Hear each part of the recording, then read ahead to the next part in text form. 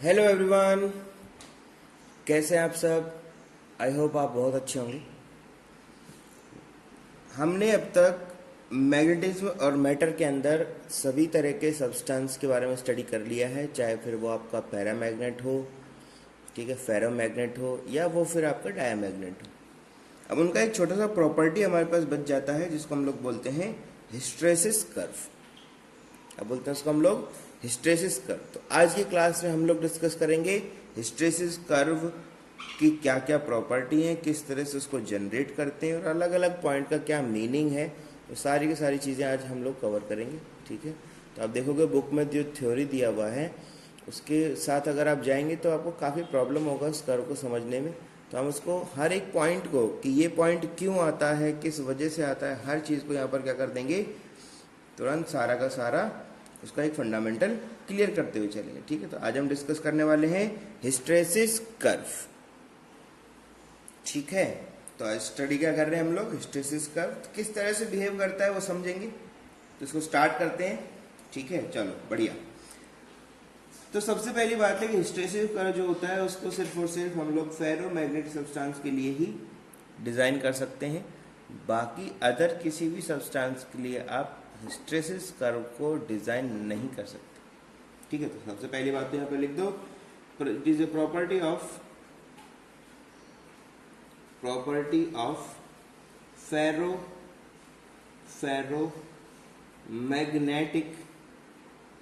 Ferromagnetic substance.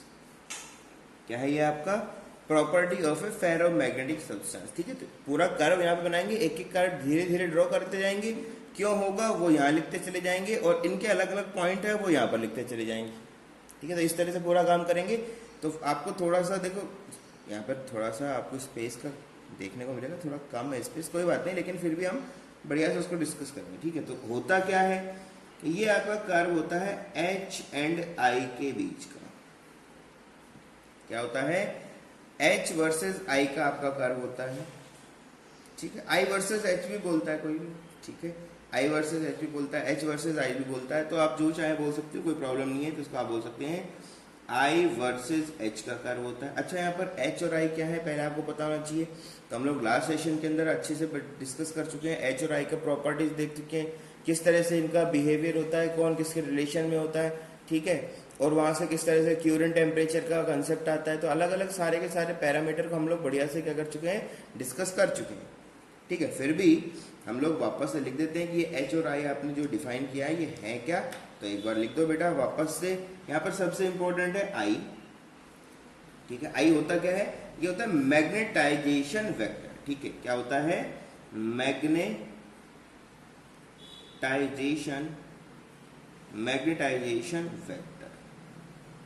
Magnetisation vector है। और capital H क्या होता है, ये होता है आपका मैग्नेटिक फील्ड इंटेंसिटी, ठीक है। क्या होता है ये आपका होता है मैग्नेटिक फील्ड इंटेंसिटी बोल दो, चाहे तो मैग्नेटिक इंटेंसिटी भी चलेगा, ठीक है।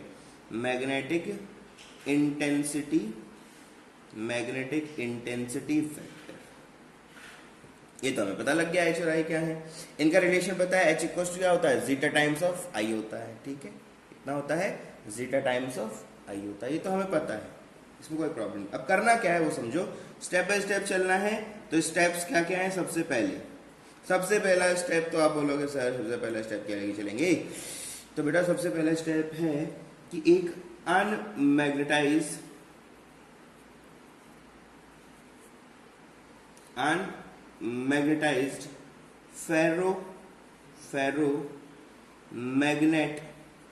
फेरोमैग्नेटिक क्या ले लो आप, एक सब्सटेंस ले लो, एक अनमैग्नेटाइज्ड फेरोमैग्नेटिक सब्सटेंस को क्या कर लेंगे आप, चूज कर लेंगे। सबसे पहला काम तो ये, सबसे पहले तो यही करना है आपको, सबसे पहले तो आपको यही करना है। आप क्या करें, दूसरा काम क्या करें सर, दूसरा काम है कि सबसे पहले तो आप इसको चेक करें। तो आपका जब आपने इसको चूज किया है तो उस पर्टिकुलर सिचुएशन पे क्या है, तो आपने कहा सर इसको चूज करके क्या करें। तो सब इसको जैसे आपने चूज किया, आप इसको उठाओ और इसको सोलेनोइड में डाल दो। इसको उठाइए और इसको क्या कर दीजिए, सोलेनॉइड में डाल दीजिए। आपने कहा सर सोलेनॉइड में क्यों डाल दें, क्योंकि बेटा सोलेनॉइड के अंदर क्या होता है, एक स्ट्रॉन्ग मैग्नेटिक फील्ड होता है। तो मैग्नेटिक फील्ड में अगर कोई फेरोमैग्नेटिक सब्सटेंस जाएगा तो क्या होगा, उसमें मैग्नेटाइजेशन होना शुरू हो जाएगा। इसके अंदर क्या बनेगा, मैग्नेटाइजेशन होना शुरू हो जाएगा, मतलब आई प्रोड्यूस होने लगेगा। ठीक है, हम बाहर से क्या देंगे, उसको करंट देंगे, सोलेनॉइड को करंट देंगे, सोलेनॉइड क्या डेवलप करेगा, मैग्नेटिक फील्ड डेवलप करेगा। तो बाहर से उस पर हम लोग क्या लगा रहे हैं, मैग्नेटिक इंटेंसिटी वेक्टर लगा रहे हैं ना। ये सब चीज़ आपको समझना है। तो 4th चैप्टर में ये सब हम लोग चीज़ पढ़ चुके हैं। अगर आपने वीडियो देखना है सोलेनॉइड का तो आप जा सकते हैं चैनल पे, और वहाँ पर सोलेनॉइड का वीडियो डाला हुआ है। ठीक है, कोई प्रॉब्लम इसमें नहीं है। ठीक है, चलो बढ़िया। तो एक अनमैग्नेटाइज्ड सब्सटेंस ले लिया हमने, और अब क्या करना है, put it into A solenoid. क्या कर दो, उसको आप एक सोलेनॉइड में डाल दो। अब ये काम जब हो जाएगा, अब स्टार्ट होता है सिस्टम। तो ये तो दोनों काम करने का मतलब क्या, हाँ ये बनाने के लिए ये दोनों काम करना पड़ेगा। अब क्या करें, तो सबसे पहला अब तो आपको जो करना है वो छोटू, वो ये देखना है कि इनिशियल वैल्यूज क्या क्या है। तो पहला करंट, पहला तो क्या है, आपने कहा सर जो शुरुआत हुआ है तो करंट का वैल्यू कितना है, 0। छोटू आई का मतलब क्या है, करंट। कैपिटल आई का मतलब क्या है, मैग्नेटाइजेशन वेक्टर। कैपिटल एच का मतलब क्या है, मैग्नेटिक इंटेंसिटी वेक्टर। ये आपको पता है। जब आई 0 रहेगा तो उस कंडीशन के अंदर एच का वैल्यू भी क्या रहेगा, 0 रहेगा। और उस कंडीशन के अंदर आपका कैपिटल आई का वैल्यू भी क्या रहेगा, 0 रहेगा। और आपको क्या मिलेगा, ओ पॉइंट। आपको क्या मिल जाएगा, ओ पॉइंट। तो चलो ओ पॉइंट आ गया हमारे पास में, बढ़िया काम हो गया, ओ पॉइंट आ गया। अब क्या करें, आपने कहा सर सेकंड पार्ट के अंदर हम क्या करते हैं, आई का वैल्यू धीरे धीरे बढ़ाते हैं। अब आपको पता है अगर आई का वैल्यू इंक्रीज करोगे तो एच का वैल्यू भी क्या होगा, इंक्रीज होगा। और एच का वैल्यू इंक्रीज होगा तो उसकी वजह से आई का वैल्यू भी क्या होगा, इंक्रीज होगा। आई का वैल्यू भी क्या होगा, इंक्रीज होगा। ये सब हमें पता है। लेकिन एक चीज देखो, एच के रेस्पेक्ट में आई का जो चेंज है वो क्या लीनियर होगा? सर लीनियर हो सकता था अगर वो होता आपका एक पैरामैग्नेट। बिल्कुल सही बात है। तो यहाँ तो ये पैरामैग्नेट नहीं है, ये तो क्या है, फेरोमैग्नेट है। मतलब ये तो डायरेक्ट प्रोपोर्शन नहीं होगा।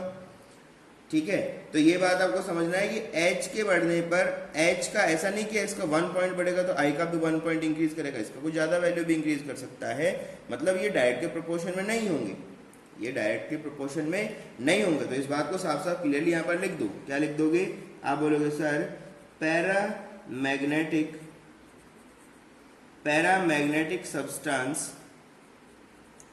substance has a direct proportional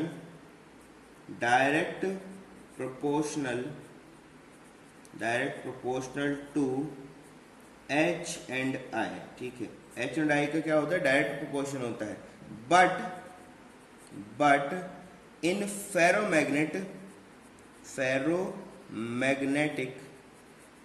ferromagnetic substance it is not directly proportional। फिलहाल ये डायरेक्टली प्रोपोर्शनल में नहीं है, मतलब कुछ अलग चेंज होगा।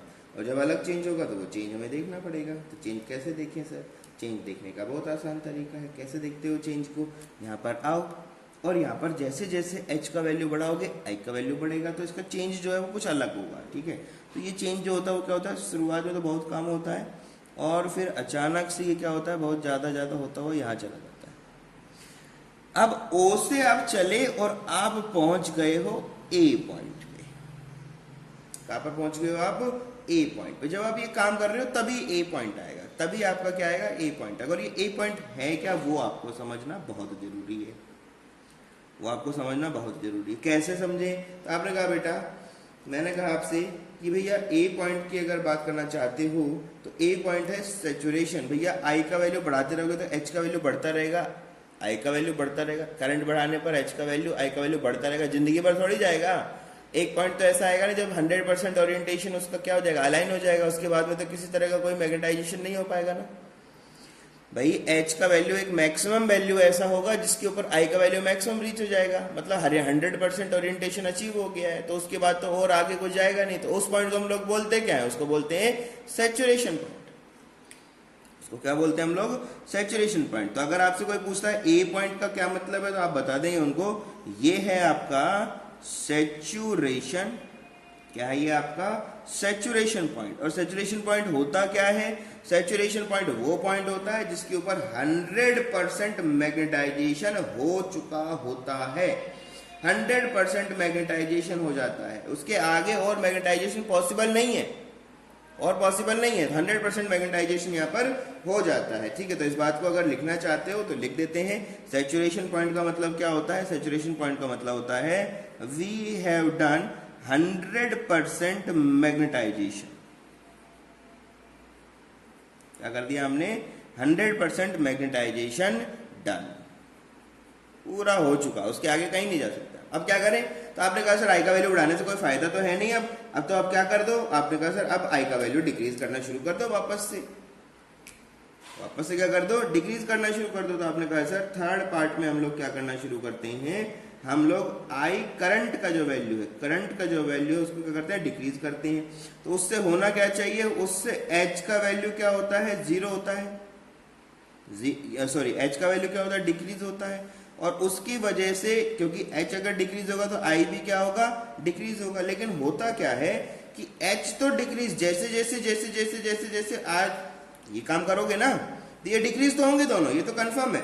अब जैसे ही आप बात करते हो, आई का वैल्यू डिक्रीज करते हुए करते करते करते कहां पर आप आ गए, आई का वैल्यू आपने जीरो कर दिया। तो उस कंडीशन में एच तो जीरो हो गया, लेकिन बेटा जी आई आपका कंप्लीटली जीरो नहीं हुआ, कैपिटल आई आपका जीरो नहीं हुआ। क्यों, क्योंकि कुछ छोटे छोटे छोटे छोटे ऐसे जोन थे जिन्होंने अपनी डायरेक्शन को चेंज नहीं किया, तो उनकी वजह से सिस्टम में अभी भी एक मैग्नेटिक इफेक्ट रह जाएगा, उनकी वजह से सिस्टम में क्या हो जाएगा, एक मैग्नेटिक इफेक्ट रह जाएगा। ये बात बिल्कुल सही है। तो आपने कहा सर यहां से हम O तक पहुंच गए थे, इस डायरेक्शन में गए थे, अब क्या करें, आपने कहा सर हम H डिक्रीज कर रहे हैं, तो H डिक्रीज करोगे तो I भी डिक्रीज होगा, ऐसे थोड़ी होगा भाई, ये तो इंक्रीज की डायरेक्शन है, तो डिक्रीज होते हुए इधर आएगा। तो आपने कहा सर ये गए डिक्रीज होते हुए और यहाँ पहुंच गए, डिक्रीज होते हुए यहाँ पहुंच गए। तो ये क्या पॉइंट है, ये आ गया कोई बी पॉइंट, ये पॉइंट क्या आ गया आपके पास में, कोई बी पॉइंट आ गया। ठीक है, कोई बी पॉइंट आ गया। तो बी पॉइंट क्या है ये भी पूछता है, तो आप बताएंगे उनको कि ये जो बी पॉइंट हमारे पास आया है, इस बी पॉइंट के ऊपर क्या क्या है वो चीजें बता दो उनको। तो बी पॉइंट को हम लोग बोलते क्या, इसको बोलते तो है रिटेनिटिविटी। ठीक है, इसको बोलते क्या आपको, रिटेनिटिविटी। ठीक है, तो ये एक्चुअल में बी पॉइंट नहीं होती है, ओ बी होता है पूरा। तो ओ बी जो वैल्यू है उसको हम लोग क्या बोलते हैं, ओ बी जो वैल्यू है, ओ बी जो वैल्यू है ये रिटेनिटिविटी पॉइंट है, और ओ बी क्या है आपकी, रिटेनिटिविटी। ठीक है, तो ये क्या है आपका, रिटेनिटिविटी।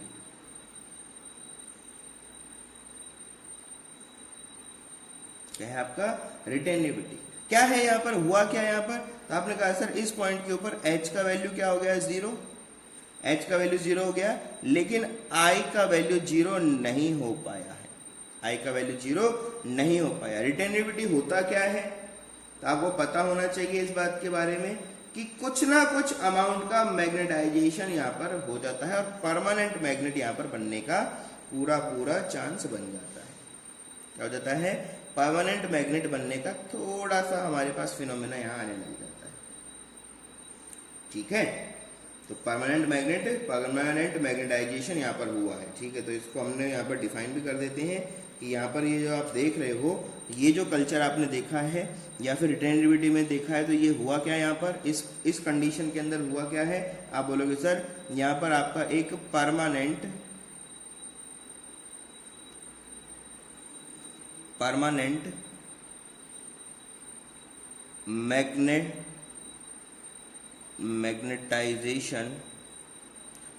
मैग्नेटाइजेशन हुआ है यहाँ पर, डन, कुछ ना कुछ परमानेंट मैग्नेटाइजेशन हुआ है। तो रिटेनिटिविटी को अगर आपको डेफिनेशन चाहिए तो होता क्या है, it is the capacity of substance to retain its magnetism even after we decrease current to zero. Decrease current to zero, actually current है क्या, करंट है आपका मैग्नेटाइजिंग फोर्स। क्या है? Magnetising force. ठीक है, तो कहना क्या चाहता है वो? It is the capacity of substance to retain its magnetism even when magnetising force cease to zero. Cease to zero, force है कौन? करंट ही तो है। ठीक है, करंट को अगर आप जीरो कर दो या फिर एच का वैल्यू भी जीरो कर दो, करंट जीरो करने पर एच जीरो हो जाएगा, करंट जीरो करने पर क्या हो जाएगा? एच जीरो हो जाएगा। तो यही तो आपका मैग्नेटिक फील्ड देता था, इंटेंसिटी यही तो देता था, इसी की वजह से एच बनता था, इसी की वजह से आई बनता था।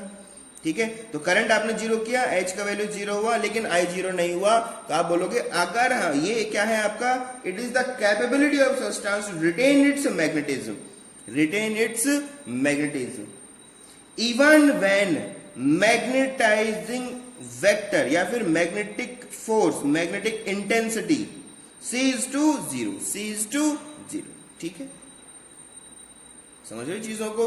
तो ये हमारे पास बना। अब क्या करेंगे? तो मैं पहले कर्व बना रहा हूं आपके पास में। ठीक है, तो ऐसे लिखते चले जाएंगे इसको धीरे धीरे।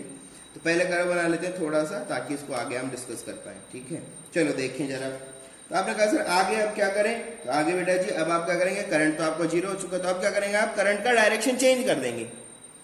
अब आप क्या कर देंगे? करंट का डायरेक्शन चेंज कर देंगे। तो जैसे डायरेक्शन चेंज करोगे तो मैग्नेटिक इंटेंसिटी जो है उसका डायरेक्शन भी चेंज हो जाएगा, मैग्नेटिक इंटेंसिटी का डायरेक्शन भी चेंज हो जाएगा, और आपका ये जो मैग्नेटाइजेशन होता था इसका डायरेक्शन भी क्या हो जाएगा?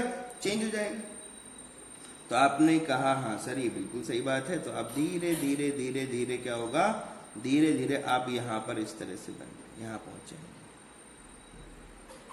ठीक है, अब बात आती है ये सी पॉइंट भी एक अचीव होगा हमको। ये पॉइंट क्या होगा? एक सी पॉइंट हमें अचीव होगा, और यहां पर एक पॉइंट अचीव होगा जो कि क्या होगा? आपका डी होगा। ये सी पॉइंट की बात करो, अगर आप इस सी पॉइंट की अगर बात करते हो तो यहाँ पर एक कर्व है छोटा सा, इसको हम लोग क्या बोल देते हैं? ओसी। क्या बोलते हैं इसको हम लोग? ओसी। ये सी है क्या? इस सी पॉइंट के ऊपर अगर आप देखते हो तो एच का वैल्यू कितना है? नेगेटिव, और आई का वैल्यू कितना है? जीरो। ये वो अमाउंट ऑफ मैग्नेटिक फोर्स है जो हमें आई को जीरो करने में रिक्वायर्ड होगा। मतलब एक बार वो परमानेंट मैग्नेट बन गया, वो परमानेंट मैग्नेट वो बन गया, और अगर आप इसको अब डीमैग्नेटाइज करना चाहते हो तो आपको इतना अमाउंट का एक्स्ट्रा मैग्नेटिक फील्ड डेवलप करना पड़ेगा, वो भी अपोजिट डायरेक्शन में, अगर आप इस सब्सटेंस को अब डीमैग्नेटाइज करना चाहते हैं तो। समझ रहे हो? तो इस प्रॉपर्टी को अंग्रेजी में क्या बोलते हो? इसको बोला जाता है बेटा कोरेसिविटी। ठीक है,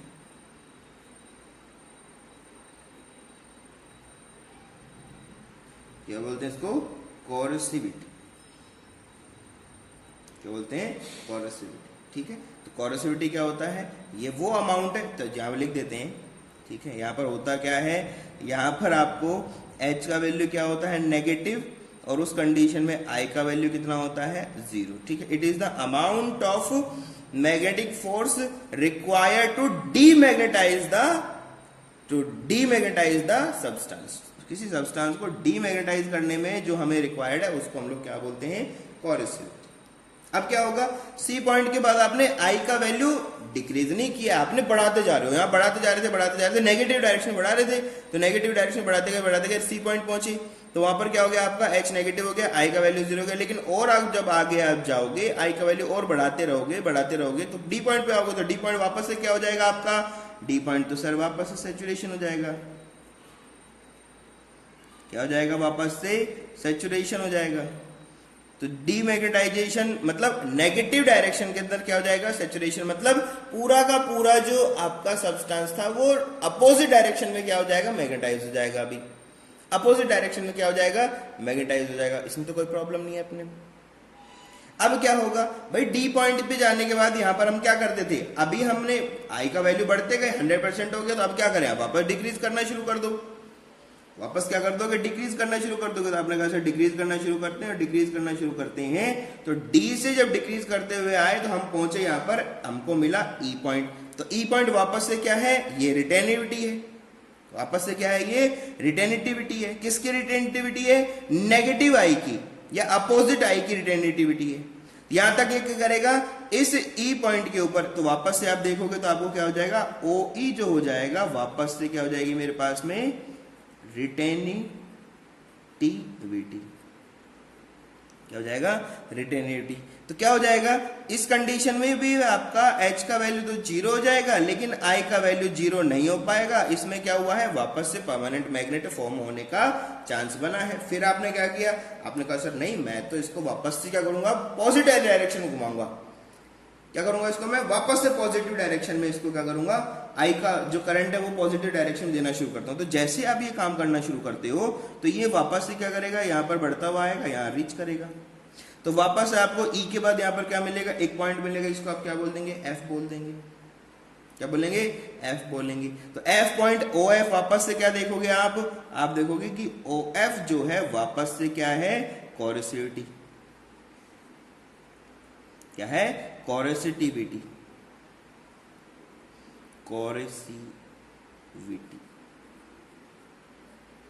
कोरेसिविटी। यहां पर हुआ क्या है, H का वैल्यू आपने कैसा दिया है अभी, पॉजिटिव, और उस कंडीशन में I का वैल्यू क्या है, 0। मतलब this is the amount of positive force required to demagnetise this value. Demagnetise करने के लिए यहां पर ये जो E पॉइंट पे जो रिटेनिविटी थी ना, ये जो E पॉइंट पे रिटेनिविटी थी, इसको 0 करने में वापस से कितना और एक्स्ट्रा फोर्स देना पड़ेगा, वो कौन बताएगा आपको, वो बताएगा OF।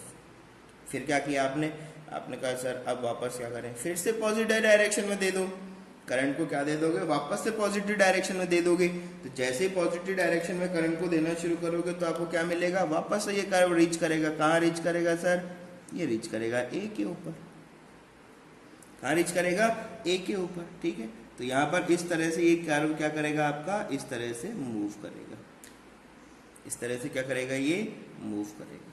ठीक है, तो हमारा कर्व बन जाता है जिसको हम लोग क्या बोलते हैं, हिस्टैरिसीस। ठीक है, तो क्या क्या किया है वापस से आप देख लो।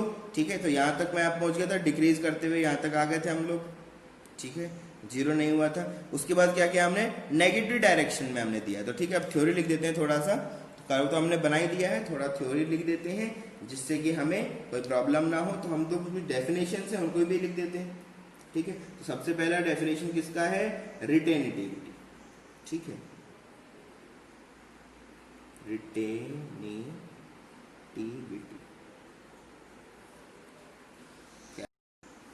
तो अभी तक हमने डिस्कस क्या किया, हमने डिस्कस किया कि हिस्टैरिसीस कर्व के कौन कौन से पॉइंट यहाँ पर हो सकते हैं। तो एक बार रिपीट कर देता हूँ मैं आपको, उसका पूरा थ्योरी मैंने लिख दिया है पहले से ही। ठीक है, तो आपको थोड़ा ध्यान देना है बस। तो वापस से मैं रिपीट करता हूँ। सबसे पहले आई का वैल्यू कितना था, 0 था, सॉलिड में रखा, करंट नहीं था, तो हमें 0 पॉइंट मिला, O पॉइंट मिला। फिर हमने करंट को इंक्रीज किया तो उसकी वजह से H इंक्रीज हुआ, I इंक्रीज हुआ, दोनों प्रोपोर्शनल नहीं होते, तो यहाँ पर A पॉइंट आया। A पॉइंट क्या है आपका, सैचुरेशन पॉइंट है। यहाँ पर आपका 100% मैग्नेटाइजेशन हो चुका है सब्सटेंस का। अब क्या किया आपने कहा सर हम मैग्नेटिक फोर्स हटा देते हैं। मतलब क्या है, H इंटेंसिटी, मैग्नेटिक इंटेंसिटी को हमने रिमूव कर दिया। रिमूव करने पे क्या होता है कि H तो 0 हो जाता है, लेकिन I 0 नहीं हो पाता। तो B जो पॉइंट है इसको हम लोग क्या बोलते हैं, रिटेनिटिविटी। क्या बोलते हैं इसको, रिटेनिटिविटी। फिर क्या किया हमने, फर्दर हमने क्या किया है, अब हमने क्या कर दिया, अब करंट का डायरेक्शन चेंज कर दिया। यहाँ तक पॉजिटिव था सब, अभी करंट का डायरेक्शन चेंज हो गया। बी पे आने के बाद क्या कर दिया हमने, करंट का डायरेक्शन चेंज कर दिया। जैसे करंट का डायरेक्शन चेंज किया तो करंट का डायरेक्शन चेंज करने पे क्या हुआ आपका, बी से मतलब धीरे धीरे क्या होगा, जो आपके फील्ड इस तरह इस डायरेक्शन में बन गए थे वो सारे के सारे अपोजिट होना शुरू करेंगे, तो धीरे धीरे शुरू होंगे। तो पहले एक तो क्या होगा, सब्सटेंस डीमैग्नेटाइज होगा, फिर मैग्नेटाइज होगा। तो बी से सी जब आते हो तो आपका एच का वैल्यू नेगेटिव होता है, एच आई का वैल्यू घट रहा होता है, और एक पॉइंट पे आके एच का वैल्यू नेगेटिव और आई का वैल्यू क्या होता है, 0। उस पॉइंट को क्या बोलते हैं, सी को बोलते क्या है, कोरेसिविटी। क्या बोलते हैं इसको हम लोग, कोरेसिविटी। सी पे पहुंच गए, फिर भी हमने क्या किया, आई का वैल्यू बढ़ाते रहे, मतलब अपोजिट डायरेक्शन में करंट का वैल्यू इंक्रीज करते रहे, करंट का वैल्यू इंक्रीज करते रहे। तो कहां पर हो गए, डी पे, मतलब अपोजिट डायरेक्शन का क्या हो चुका, सैचुरेशन आ चुका। अब क्या किया, फिर हमने जो अपोजिट डायरेक्शन करंट था उसको डिक्रीज किया, तो डिक्रीज करते करते करते करते करते करते हम ई पे आ गए। मतलब एच तो 0 हो गया लेकिन आई 0 नहीं हो पाता, मतलब ये अपोजिट डायरेक्शन में क्या हो चुका है, मैग्नेटाइज हो चुका है, परमानेंट मैग्नेट बन चुका है। क्या करें, अब इसको वापस से डीमैग्नेटाइज करना है, तो क्या करना पड़ेगा, पॉजिटिव डायरेक्शन का करंट हमने लगाया और उसकी वजह से हमने इसको देखा कि एक पॉजिटिव एच जब तक नहीं देंगे तब तक ये जीरो पे नहीं आएगा। तो एफ पॉइंट वापस से क्या हो जाता है, डीमैग्नेटाइज। एफ पॉइंट पे वापस से क्या होता है, डीमैग्नेटाइजेशन। तो एफ पॉइंट क्या होता है, वापस से ये क्या बन जाता है आपका, कोरोसिविटी। किस डायरेक्शन के अंदर, पॉजिटिव डायरेक्शन में। ये वाला कोरोसिविटी किस डायरेक्शन में था, नेगेटिव के अंदर।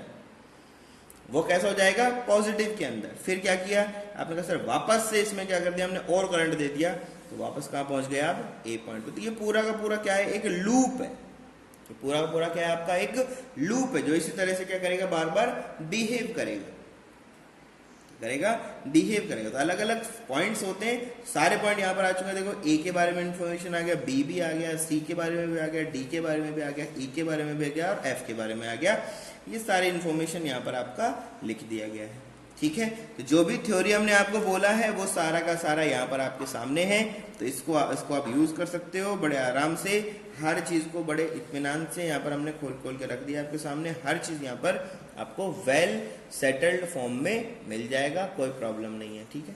सब कुछ लिख दिया है। रिटेनिविटी का डेफिनेशन क्या है, कोरोसिविटी का डेफिनेशन क्या है। तो रिटेनिविटी का डेफिनेशन क्या होता है, it is the capacity of substance to retain its magnetism और magnetic property even after when magnetising force has ceased to zero. Zero कर दोगे आप, H का वैल्यू जीरो भी अगर कर दोगे तब भी उसमें कुछ ना कुछ मैग्नेटिक प्रॉपर्टी रह जाएगा, मतलब वो एक परमानेंट मैग्नेट बन चुका है, ठीक है। अब फिर हमने क्या किया, अपोजिट डायरेक्शन चले तो क्या क्या हुआ वो सब लिख दिया। तो अपोजिट डायरेक्शन चलेंगे तो एक पॉइंट पे ये क्या हो जाएगा आपका, H का वैल्यू नेगेटिव हो जाएगा, I जीरो हो जाएगा, कोरोसिविटी बनेगा नेगेटिव डायरेक्शन का। फिर क्या बनेगा, कोरोसिविटी बनेगा बाद के अंदर किस डायरेक्शन का बनेगा, पॉजिटिव डायरेक्शन का। तो वो अगले पेज में आपको देखने को मिलेगा, कोई दिक्कत उसमें नहीं है, ठीक है। तो नेक्स्ट पेज में देखो यहाँ पर ये रहा, ठीक है, ये रहा कोरोसिविटी इन पॉजिटिव डायरेक्शन। क्या होता है यहाँ पर, H का वैल्यू पॉजिटिव होता है और I का वैल्यू जीरो हो जाता है, किसी ना किसी पॉइंट पे ऐसा हो जाता है। तो ये पूरा एक क्या है, लूप है। ये पूरा का पूरा क्या है आपका, एक लूप है। तो जब भी आप बात करते हो हिस्ट्रेसिस, इसकी बात करते हो आप लोग, हिस्ट्रेसिस लूप में होता क्या क्या है। तो हिस्ट्रेसिस लूप हमारा जो बना है, पहले तो उसको लिख देते हैं पॉइंट्स के फॉर्म के अंदर, ठीक है। तो होता क्या है, ए से जाते हैं हम किसकी तरफ, बी की तरफ, बी से जाते हैं सी की तरफ, सी से जाते हैं डी की तरफ, डी से जाते हैं ई की तरफ, ई से जाते हैं एफ की तरफ और ई एफ से वापस कहाँ जाते हैं, ए की तरफ। तो ये आपका लूप है। अगर इसमें प्रॉपर्टीज की बात करें, ये तो एबीसीडी हो गया, इसमें तो कुछ है नहीं। तो इसमें सर हुआ क्या था, इसमें हुआ क्या था, तो इसमें होता क्या है बेटा, वो देखो। पहले सिस्टम क्या होता है, मैग्नेटाइज। तो हिस्ट्रेसिस लूप पूछता है कि इसमें कौन कौन से प्रोसेस होते हैं, तो आपको बताना पड़ेगा। तो कैसे बताएंगे, तो आप बताएंगे सबसे पहले तो क्या होता है इसके अंदर, मैग्नेटाइजेशन। क्या बनता है इसके अंदर, सबसे पहले क्या होता है, मैग्नेटाइजेशन होता है। पहले सब्सटेंस क्या होता है, मैग्नेटाइज्ड होता है। मैग्नेटाइजेशन होने के बाद में आप देखोगे तो आप क्या जाओगे, मैग्नेटाइजेशन होने के बाद में आप क्या करते हो, वापस से उसको डीमैग्नेटाइज करते हो,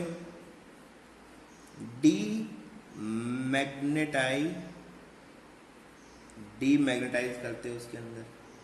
फिर क्या करते हो, फिर आपने कहा सर इसको हम अपोजिट डायरेक्शन के अंदर मैग्नेटाइज करते हैं।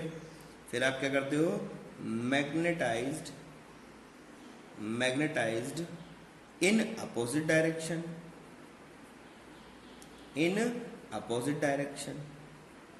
फिर क्या करते हो, फिर आपने कहा सर फिर से इसको क्या कर देते हैं, डीमैग्नेटाइज्ड।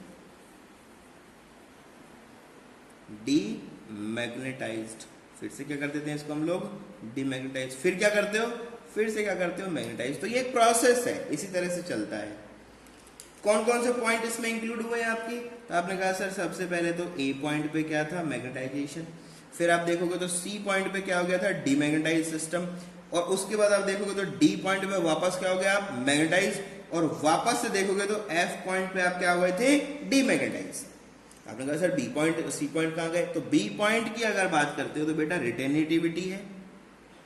ई पॉइंट की बात करते हो तो वो भी क्या आपका रिटेनिटिविटी है। बाकी पॉइंट आपके यहाँ पर सब आ चुके हैं।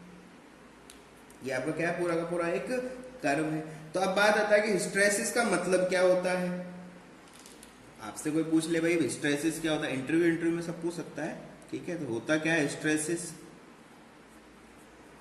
आपने कहा सर हिस्टेरेसिस, ठीक है, TER होना चाहिए, तो एक और ई रहेगा बीच में, कोई बात नहीं। हिस्टेरेसिस क्या मतलब है इसका, हिस्टेरेसिस का मतलब होता है लैगिंग बिहाइंड। क्या मतलब होता है? Lagging behind. लैगिंग बिहाइंड का मतलब क्या होता है? पीछे पीछे चलना। लैगिंग बिहाइंड का मतलब क्या होता है? लैगिंग बिहाइंड का मतलब होता है पीछे पीछे चलना। पीछे पीछे कौन चलता है?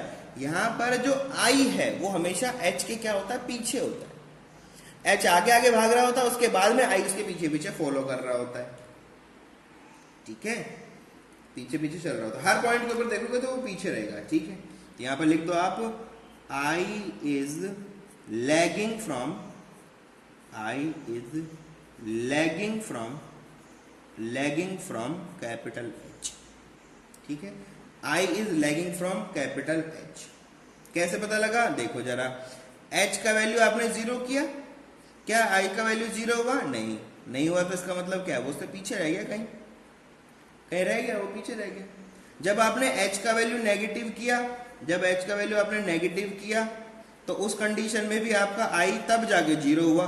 तो एच तो आगे चला गया, आई अभी आगे जीरो हो रहा है, तो पीछे पीछे चल रहा है ये। इसके अंदर हमेशा क्या होता है? पीछे पीछे चल रहा होता है। ठीक है, इसका कहने का मतलब क्या है? इसका कहने का सिर्फ इतना सा मतलब है कि हिस्टेरेसिस के अंदर यूनिक वैल्यू अगर आप एच का देते हो तब भी आपको आई का वैल्यू यूनिक नहीं मिलेगा, एक से ज्यादा मिलेगा। एक से ज्यादा आपको इसके वैल्यूज मिलेंगे। कैसे पता लगेगा? वापस आ जाओ, ये रहा एच का वैल्यू यहां दिया, तो देखो एच जब यहां है तो आई का वैल्यू ये भी हो सकता है, ये भी हो सकता है। एच जब यहां पर है तो आई का वैल्यू यहां भी हो सकता है, ऊपर भी हो सकता है। तो आई के दो वैल्यू डिपेंड करते हैं। एच के एक यूनिक वैल्यू के ऊपर आई के दो वैल्यूज हमारे पास हो सकते हैं, तीन हो सकते हैं, मल्टीपल वैल्यूज हो सकते हैं। ठीक है, इसका जो कहने का मतलब है यही कहना चाहता है कि अगर आप एच का वैल्यू अलग रखते हो, यूनिक रखते हो, तो उस कंडीशन में भी आपका जो आई का वैल्यू है वो यूनिक नहीं होगा। सिर्फ इतना सा जो कहने का मतलब है उसी को हम लोग क्या बोलते हैं? हिस्टेरेसिस। तो इसको अगर लिखना चाहते हैं तो लिख सकते हैं, for unique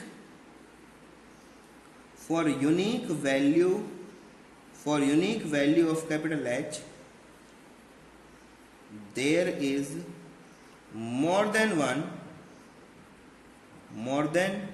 one values of capital I. इस चीज को हम लोग क्या बोलते हैं? इसी को बोलते हैं हिस्टेरेसिस। क्या बोलते हैं इसको हम लोग? हिस्टेरेसिस। ठीक है, ठीक है। अच्छा, हिस्टेरेसिस ये तो हमें समझ गया, मैथमेटिक्स से हम लोग समझ जाते हैं, इसमें कोई दिक्कत नहीं। और भी अगर आपसे कोई पूछ ले डिटेल के अंदर किस तरह से बिहेव करेगा, तो वो भी आपको बता देते हैं किस तरह से करेगा। ठीक है, कैसे करेंगे? तो आप बोलोगे सर कि यहाँ जो आई का वैल्यू है वो डिपेंड करता है कि सैंपल कैसा है। आई जो है वो हर सब्सटेंस के लिए अलग अलग हो जाएगा।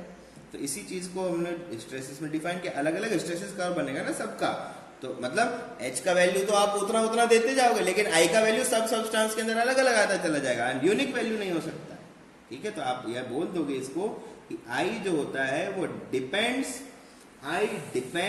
On history of sample. History of sample का मतलब क्या है? किसी पर्टिकुलर पॉइंट पे अगर आप आई कैलकुलेट कर रहे हो तो वो डिपेंड करेगा, किसके ऊपर डिपेंड करेगा? अपने जस्ट पहले उसके साथ क्या हुआ उस पर वो डिपेंड करेगा। ठीक है, तो इस बात को यहां पर लिख देते हैं। ठीक है, वो अपने क्या करेगा? हिस्ट्री पे डिपेंड करेगा, मतलब उससे पहले उसमें क्या हुआ था, मैग्नेटाइजिंग हुआ था कि डीमैग्नेटाइज हुआ था, उन सब पे वो डिपेंड करेगा। ठीक है, तो यहां पर बात कर देते हैं, तो बोल दोगे I is not directly proportional to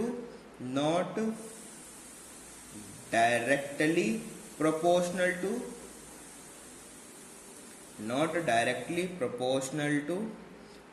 proportional to h। i proportional नहीं होता, पहली चीज। तो ये डिपेंड किस पे करता है? i डिपेंड्स ऑन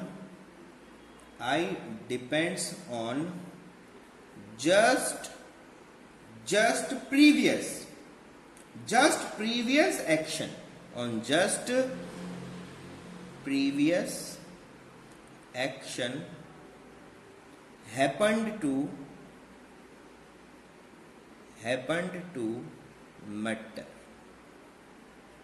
मैटर के साथ में जो हुआ है उस पर ये क्या करेगा? डिपेंड करेगा। मतलब किस पे डिपेंड करेगा, जस्ट पहले क्या हुआ होगा, ऐसा तो नहीं उसके साथ पिटाई हो गया होगा उसका, ऐसा तो नहीं होगा। तो क्या क्या हो सकता है, या तो उसके अंदर मैग्नेटिज्म हुआ होगा, या तो उसमें क्या हुआ होगा, डीमैग्नेटिज्म हुआ होगा। ठीक है, या तो मैग्नेटिज्म हुआ होगा या तो उसमें डीमैग्नेटिज्म हुआ होगा, इस पे ये डिपेंड करेगा। ठीक है, और क्या क्या पता हो सकता है, प्रॉपर्टी के बारे में बात कर रहे हैं तो। ठीक है, तो क्या है, आप बोलोगे ये एक इरिवर्सिबल प्रोसेस है। इट इज ए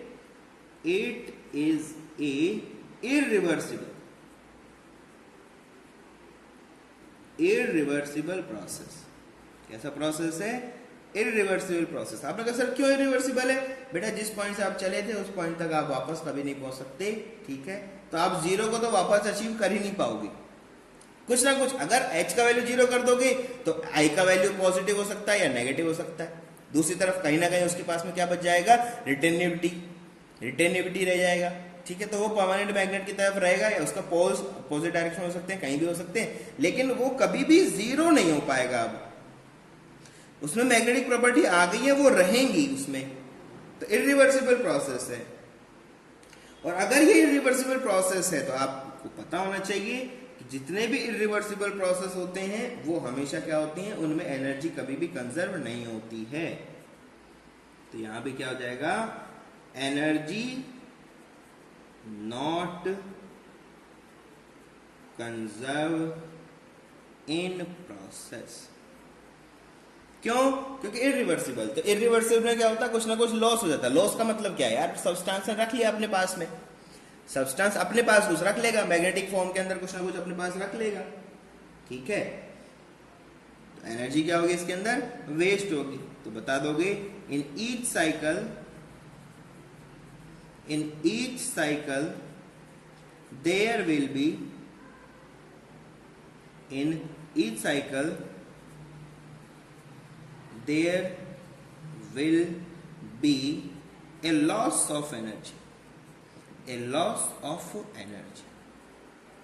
एनर्जी का क्या होगा, वहां पर हमेशा कुछ ना कुछ लॉस होगा। अब आपसे पूछता है भाई area under the hysteresis curve क्या बताता है। क्वेश्चन पूछता है बताओ एरिया अंडर द कर्व क्या बताता है। तो आपको पता होना चाहिए एरिया में हुआ क्या क्या है। उसके अंदर मैग्नेटाइजेशन हुआ है, डीमैग्नेटाइजेशन, फिर मैग्नेटाइजेशन, फिर डीमैग्नेटाइजेशन, ये 4 प्रोसेस हुए। तो 4 प्रोसेस में क्या हुआ, उसमें कुछ ना कुछ एनर्जी क्या हो गया, आपका लॉस हुआ। तो वही सब कौन बताएगा आपको, एरिया ऑफ द कर्व बताएगा। तो जितना बड़ा एरिया होगा उतना ज्यादा एनर्जी लॉस हुआ होगा। सिंपल सी बात है भाई, एक प्रोसेस हुआ है ना, तो जो आपका एनर्जी कंजर्व नहीं है तो हर साइकिल में कुछ ना कुछ का एनर्जी क्या होगा, लॉस होगा। तो जितना बड़ा साइकिल का एरिया होगा उतना ज्यादा लॉस हुआ होगा। ठीक है, तो यहां पर आप बता देंगे कि अगर आपसे कोई पूछ लेता है कि area of curve is directly proportional to किसके, energy wasted per unit volume. एक साइकिल के अंदर कितना एनर्जी वेस्ट हुआ ये बताएगा आपको। ठीक है, तो लिख दो इस बात को। तो ये क्या बताता है आपको, this is nothing but energy wasted per unit volume of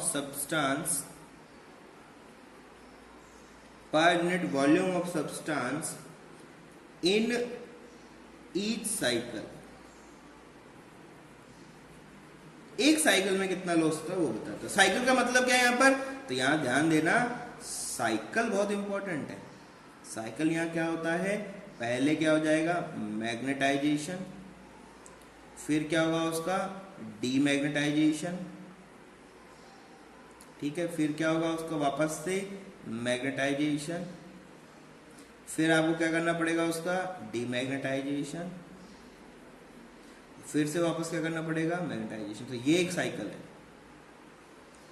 इस साइकिल के अंदर जो एनर्जी वेस्ट होगा ये, मतलब अगर आप कर्व बना रहे हो तो आप पे उसको ये चारों काम करना पड़ेगा। मतलब मैग्नेटाइज करो, फिर डीमैग्नेटाइज, फिर मैग्नेटाइज, फिर डीमैग्नेटाइज और फिर मैग्नेटाइज, इतना सब कर लोगे तब एरिया बनेगा। और उस एरिया का जो प्रोपोर्शनलिटी है वो किसके साथ होगा, वो सीधा का सीधा प्रोपोर्शनल किसके हो जाएगा आपके पास में, किसके प्रोपोर्शन में हो जाएगा? Energy wasted per unit volume. तो कितने एनर्जी वेस्ट होगा आपको ये सब काम करने में, वो सब आपको कौन बताता है? वो आपको बताता है HI कर्व। अच्छा, कुछ बुक्स जब आप पढ़ोगे तो इसी को क्या बोलता है, क्या बोलता है? इसी को क्या बोल देता है? इसी को BH कर्व बोलता है। इसी को हम लोग क्या बोलते हैं? इसको B वर्सेस H कर्व भी कहीं कहीं पर बोलता है। B वर्सेस कर्व ये सेम बनेगा, जो प्रोसेस यहाँ है वहां भी सेम होगा। ये भी क्या होगा? ये भी same as H and I curve. HI curve के क्या होगा? सेम होगा। क्यों सेम होगा? तो आप बता दोगे भाई सिंपल सी बात है, B जो होता है वो प्रोपोर्शनल होता है। क्यों सेम होगा? क्योंकि हम जानते हैं कि B जो होता है वो प्रोपोर्शनल होता है किसके? H प्लस I के। ठीक है, कर्व में कोई चेंज नहीं आएगा। जहां पर आपके पास में H है वहां पर हमारे पास B का फॉर्मेशन। ठीक है, तो टोटल मैग्नेटिक फील्ड होता है ना ये, तो H की जगह कौन आ जाएगा? B हो जाएगा, या फिर I की जगह सिंपल समझो यार, इसमें से इसको जब इसमें से ये माइनस होगा तो अपने पास I बचेगा ना। तो BH कर्व बनाओ चाहे HI कर्व बनाओ, दोनों एक ही चीज है, आपको कोई प्रॉब्लम उसमें नहीं होने वाला है। समझ रहे हो चीजों को? बढ़िया। अब हम बात करते हैं प्रॉपर्टीज, HS कर्व की प्रॉपर्टीज है। तो कैसे कैसे बनता है? तो दो फिगर बनाते हैं और यहाँ से अच्छे अच्छे क्वेश्चन एक एक दो मार्क्स के आपके पास पूछे जाते हैं। तो वो क्या क्या होते हैं वो पूछ लेते हैं। ठीक है, पूछता है आपसे, काफी बार कुछ कुछ पूछता रहता है। ठीक है, तो एक कर्व यहाँ पर बना दिया और एक कर्व मैंने यहाँ पर बना दिया। दोनों कर्व का क्या डिफरेंस होगा वो भी दिख जाएगा आपको। ठीक है, दोनों कर्व में क्या डिफरेंस है सर, वो भी दिख जाएगा। ठीक है, एक छोटू कर्व है, छोटू कर्व। कैसा कर्व है? छोटू कर्व है। तो छोटू कर्व को छोटू बनाओ। ये ऐसा कर्व है, एक छोटू कर्व है। किसका है? Soft tyre. किसका कर्व है? Soft tyre. अभी एक मोटू कर्व बना लेते हैं, बड़ा सा कुछ कर्व है।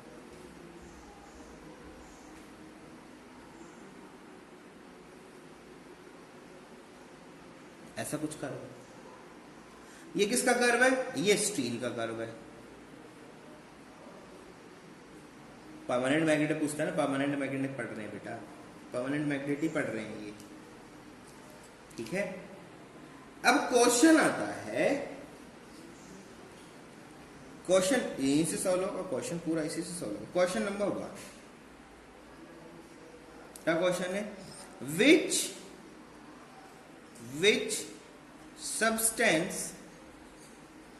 substance is better for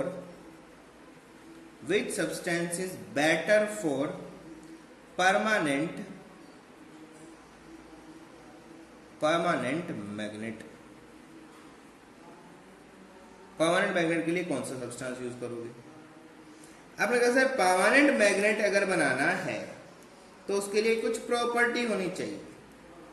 क्या होना चाहिए भाई? परमानेंट मैग्नेट बनाना है आपको, तो आप देखो दो हमारे पास चीजें थी। पहली चीज तो फील्ड लगाएं तो वो मैग्नेटाइज जल्दी से हो जाए, मतलब बढ़िया काम हो जाएगा, जल्दी से मैग्नेटाइज हो जाएगा। अब क्या होगा? अगर फील्ड हटा दें तो उसके अंदर प्रॉपर्टीज बची रहनी चाहिए, मतलब उसका रिटेनिविटी कैसा होना चाहिए? हाई होना चाहिए। तो आपने कहा सर आंसर के अंदर सबसे पहला जो भी आंसर कुछ भी होगा आपको बताना पड़ेगा, क्या क्या आप लोग लेके चल रहे हो तो आपको बताना पड़ेगा। सबसे पहला तो क्या होना चाहिए उसका? हाई रिटेनिविटी।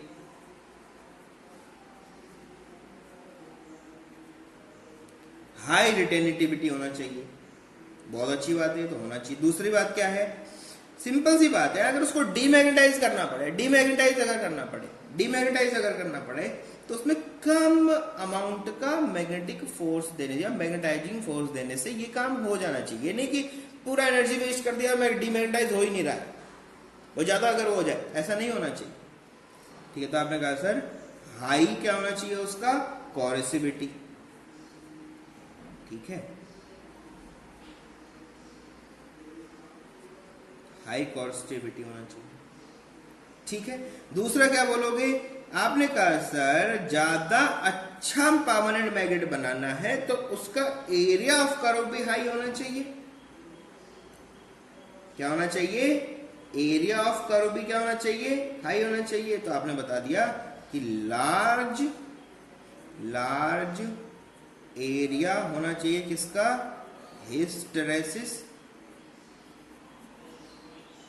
हिस्टरेसिस कर्व का जो एरिया होना चाहिए वो क्या होना चाहिए, लार्ज होना चाहिए।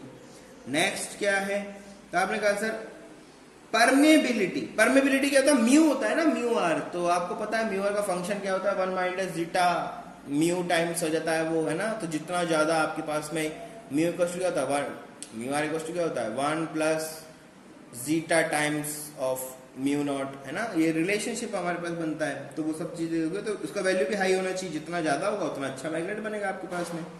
ठीक है, तो आपने बोला कि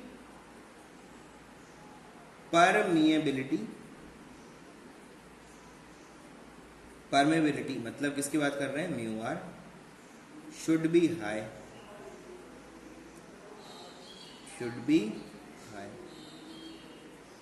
इन सब के साथ में हमको काम करना है।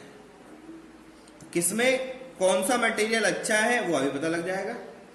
तो देखो रिटेनिटिविटी का मतलब क्या है, रिटेनिविटी का मतलब होता है जब आप H का वैल्यू 0 कर दें तब भी I का वैल्यू 0 नहीं होना चाहिए, हाई रिटेनिविटी होनी चाहिए। तो किसकी हाई रिटेनिटिविटी है, रिटेनिविटी हाई किसकी है, हमने कहा सर दिख ही नहीं रहा हमको, तो नहीं दिख पा रहा रिटेनिटिविटी। ठीक है, तो बताया जाएगा आपको। ठीक है, तो ये होता किसके लिए, सॉफ्ट, इसके अंदर कौन जीतता है, इसमें आपका सॉफ्ट आयरन आपका जीत जाता है। हाई कोरोसिविटी में आपको क्या था, डीमैग्नेटाइजिंग होने से बच जाएगा। ये डीमैग्नेटाइजिंग, अगर ये कम वैल्यू होगा तो सिस्टम फटाक से डीमैग्नेटाइज हो जाएगा ना, तो डीमैग्नेटाइजिंग से बचाता है ये। ठीक है, डीमैग्नेटाइजिंग से बचा लेगा। ठीक है, डीमैग्नेटाइजिंग होने से बचा लेगा। तो कौन इसमें है, सबसे ऊपर इसमें कौन होता है, इसमें आपका आ जाता है स्टील। इसमें स्टील आपका बेटर होता है, क्यों, देख लो यार इधर से, है ना, देख पा रहे हो ना, इतना इतना इसमें छोटू छोटू। अब क्या करें, तो आपने कहा सर नेक्स्ट हमारे पास में लार्ज एरिया। तो लार्ज एरिया तो आपको साफ साफ दिखाई पड़ रहा है किसका ज्यादा है, स्टील का ही ज्यादा है। परमेबिलिटी की बात करोगे तो ये भी सबसे ज्यादा किसकी होती है, स्टील की होती है। ठीक है, तो आप यहां पर बोल दोगे, ठीक है, आप बोलोगे सर रिटेनिविटी ज्यादा तो किसका होता है, सॉफ्ट आयरन का, लेकिन फिर भी हम बनाते किससे, स्टील से, क्योंकि बाकी सारी प्रॉपर्टी स्टील का अच्छा है। सिर्फ रिटेनिविटी से हम लोग नहीं कर सकते, सारी चीजें हमको देखना होता है। तो आपको अगर आंसर लिखना पड़े तो क्या लिखोगे, तो आप बताओगे दो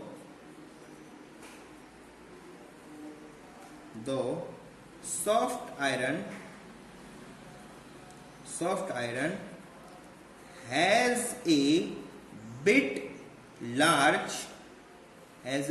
large retenitivity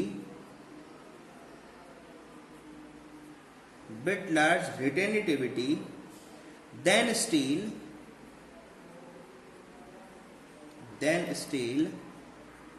but other properties are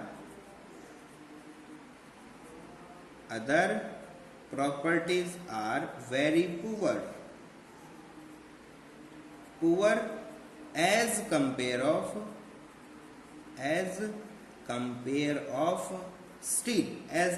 of steel। ठीक है, so steel is a better material for, अरे परमानेंट लिखना था यार इसको, चलो परमानेंट मैग्नेट के लिए आपका स्टील जो है वो कैसा है, बेटर मटेरियल। पता लग गया। अब हमारे सामने आता है क्वेश्चन नंबर 2। क्या है सेकंड क्वेश्चन नंबर 2 है, देखो क्वेश्चन परमानेंट मैग्नेट में ऐसे ही क्वेश्चन आता है आपके सामने। ठीक है, तो पूछता है आपसे which material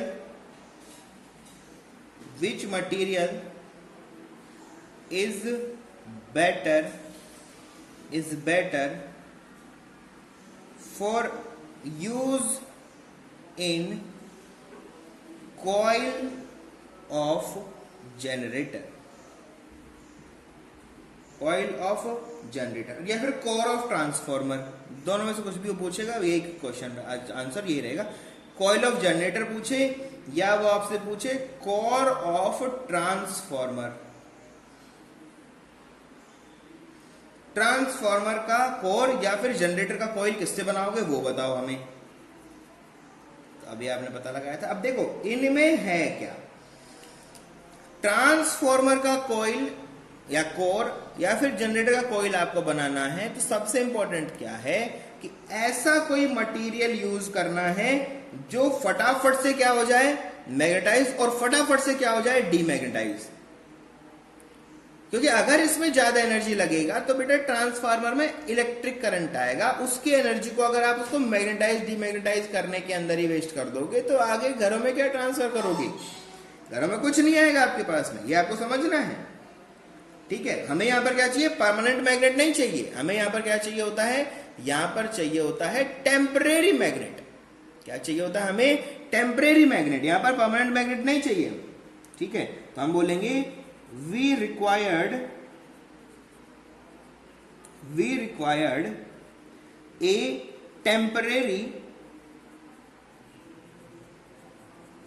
temporary magnet to perform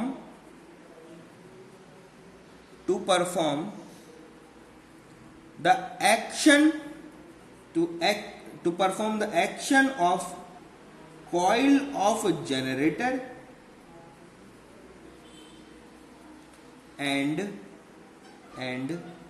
core of transformer,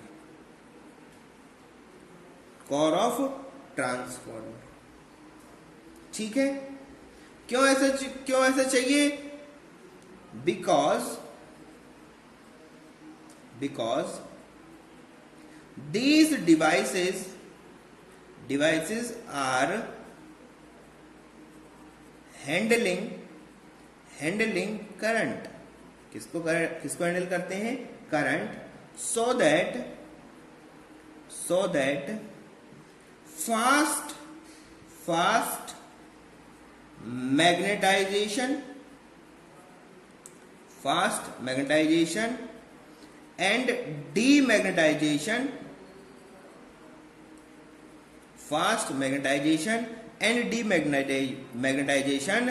required so that loss of energy in each cycle will be minimum। फटाफट हो जाना चाहिए जिससे कि हर एक साइकिल में जो वेस्ट होने वाला है वो क्या हो, आपका मिनिमम हो जाए, ठीक है। मतलब करंट का डायरेक्शन चेंज कर देंगे, वो सब पूरा प्रोसेस है ना, वो सब आपको करना है। तो क्या क्या रिक्वायरमेंट है आपकी, आपने कहा सर मुझे जो चाहिए वो क्या क्या है, अब आप ये बताओ कि हमें क्या क्या चाहिए। मैंने कहा भाई आपको जो चाहिए वो ये है कि आपको चाहिए लो रिटेनिटिविटी, क्या चाहिए आपको, लो रिटेनिटिविटी। फिर आपको क्या चाहिए, आपने कहा सर लो चाहिए कोरेसिविटी,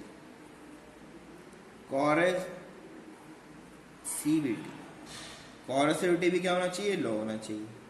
फिर क्या होना चाहिए, स्मॉल होना चाहिए area, small area of hysteresis curve, हो गया 3। फिर क्या चाहिए, परमिएबिलिटी,